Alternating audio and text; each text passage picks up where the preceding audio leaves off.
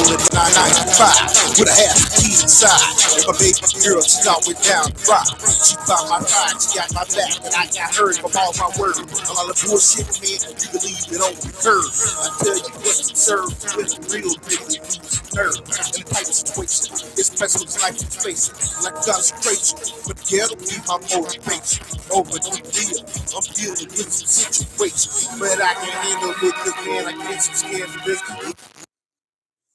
Hello, hello, hello, and welcome to another episode of Vibe and Views. I will be your host, C Real, on this ride.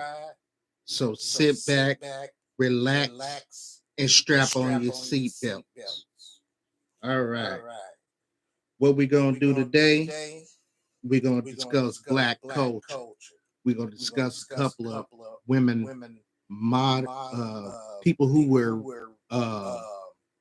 motivated, and they were above and ahead of their time.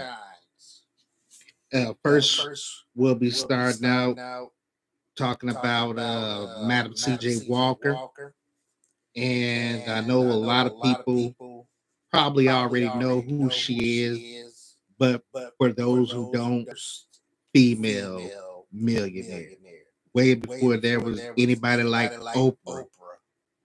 She did this back in the early 1900s and the 1920s. So that was really ahead of her time, especially for a black woman in her generation. She was born Sarah Breedlove in Delta, Louisiana. She started her career working for someone else selling hair products. And I guess that didn't work out for her. So, like most people with ambition, she went out on her own. After she saw the market, she decided that she had a niche and she had something special. So she decided to, go out on her own and, take her show on the road to see what she could do for herself. And apparently it worked out for her. She encouraged her clients to shampoo more often and to follow her Walker care system, which was designed by her, using her hair oil and hot comb to make lackluster and brittle hair softer. In 1905, she created her own hair growth product that also helped to heal disease of the scalp. In 1908, she opened her own beauty shop slash beauty school and factory in Pittsburgh, Pennsylvania. And I guess that did okay, and she did pretty well at that. She was making good money. So she left and moved to Denver to open up another salon because she was doing so well. And she also liked the access that Indianapolis had. That's why she moved from Denver to Indianapolis. She liked the access that she would have to the railroads there so she could move her product across the country, and you got to give her props for that.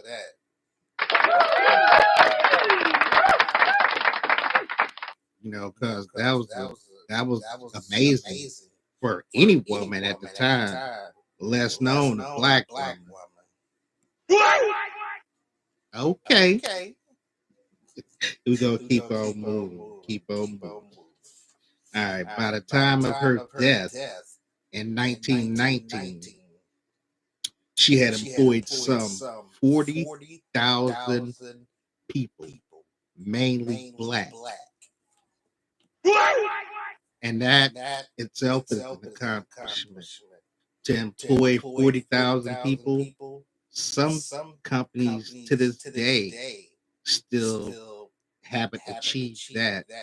So we're definitely going to give Miss Walker her props. Black women sold her hair care products door to door. The success of the products allowed her a life of luxury. She established social clubs as well, and she encouraged her employees to give back to the community. And she gave them incentives and bonuses for doing that, which is really, you know, hey, all I can say is, you know, hey, because that woman, she was a motivated woman. She donated money and stuff as well to the Tuskegee Institute for Women and the NAACP, the Black YMCA, and dozens of other organizations. She died at the age of 51 from high blood pressure. And that's something that we all know about because as Black people, that's something that we suffer from heart disease and high blood pressure. Shots fired, y'all. Yeah. Health is wealth, and we got to keep that in mind. But keep on moving. We're going to keep on moving. She is remembered as a Black pioneer in the hair industry, and her products are still available today. You can still purchase some of Madam C.J. Walker's Miracle Hair Growth from the Walker Care System. The business is still running, and that's been over 100 and some years. So that's remarkable. So hats off to Miss Walker. And as Black people, we use a lot of hair care products. So hats off to her. She deserves a cheer.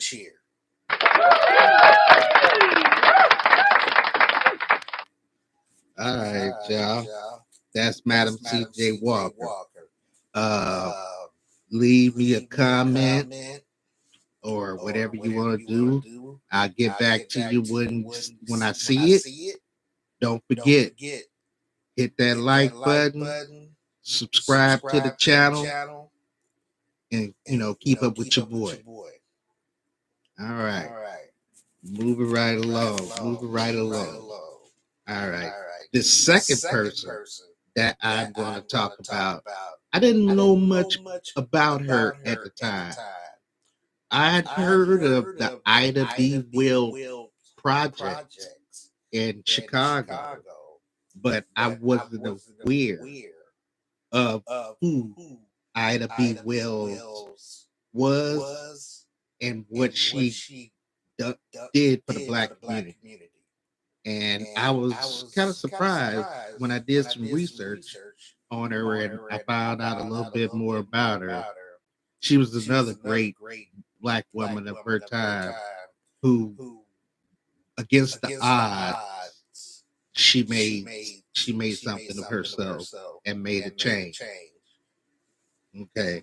Ida B. Wells was a prominent journalist, activist, researcher in the late 19th century and early 20th century. She was born in Holly Springs, Mississippi on July 16th, 1862. She was born into slavery during the Civil War. Once the war ended, her parents became political active. During the Reconstitution era, her parents instilled in her the importance of an education. So she enrolled at Russ College. She was eventually expelled from Russ College for starting a dispute with the president of the university. So I guess that's kind of like You know how most people have a defining moment in her life. I mean, in their life, I guess that was the defining moment in her life. And she knew what she wanted to do after that. Okay. Yeah, after she got in a dispute with the president of Rust, she was expelled. So in 1878, Mrs. Wells went to visit her grandmother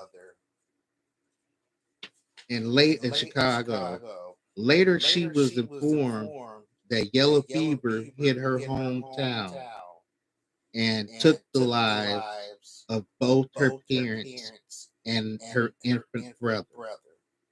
She was left to raise,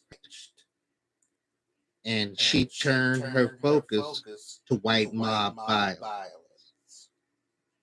She started to investigate the lynching of black men in her neighborhood. During her investigative journalism, she found out several. First of all, she found out several things that were disturbing to the community and to blacks as a whole in the city of Memphis. After she did all of her investigation, she published a pamphlet and she wrote several columns in the local newspaper. Her expose enraged locals who burned her press and drove her out of Memphis. Shots fired, y'all, because they still doing it in some way.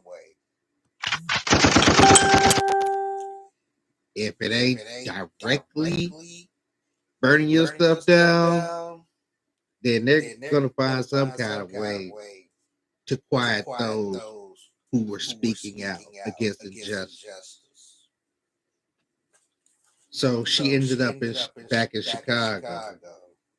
In one of her post protests, she and other African American leaders boycotted the Columbian Exposition on the grounds of locking out blacks and negatively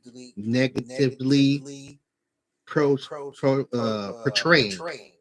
the black community. Does that sound familiar? I'm definitely gonna shoot some shots at that because I could definitely relate. I could definitely relate to that, and I'm pretty sure it's a lot of other people out there that can relate to that as well because we deal with that constantly at the grocery store, on your job. You know, when you go to into a restaurant, you can understand how they look at you. They already got that negative thought about people of your color in mind already without even knowing, just seeing. And man, like I said, that's still going on today. But we are resilient people, and we all need a hand.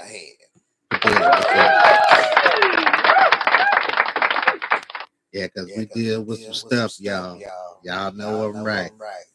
But anyway, she married Ferdinand Barnett in 1895. They had 4 children of their own, and she continued her activism. She also traveled internationally to shed light on lynching and the mistreatment and the plight of blacks in America.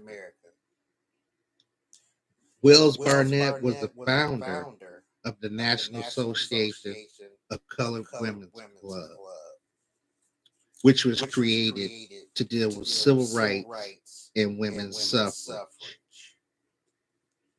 Although she was in Niagara Falls for the founding of the NAACP, her name is not mentioned as an official founder. Later in her life, she focused on urban reform in the growing city of Chicago. She died on March 25th, 1931. And, and after that, somehow she ended up getting a housing project named after her. Because that was the first time I'd ever heard of Ida B. Wells when someone from Chicago, I'm from Chicago too, I was born there, actually, but I don't remember living there. But when someone mentioned the Ida B. Wells home, and like I said, I kind of got a little information about it, and and wanted to discover who she actually was.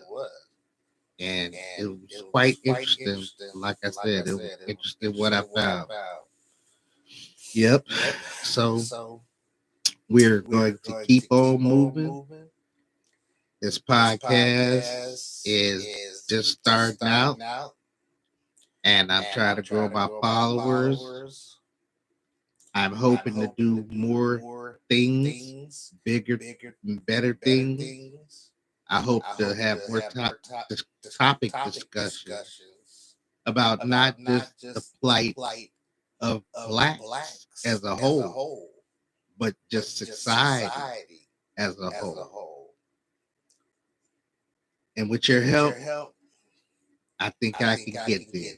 I know I can get there. So come on, y'all.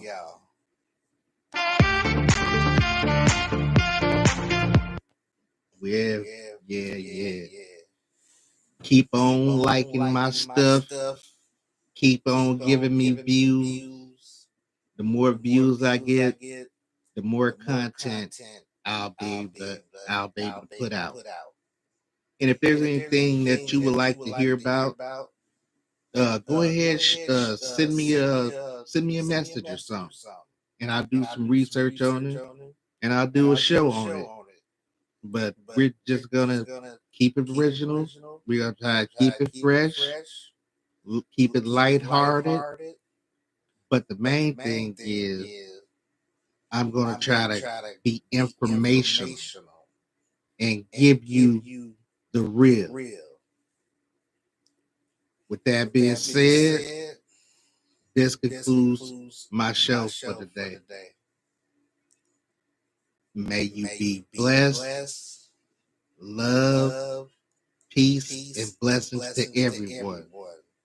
And may Yeshua bless you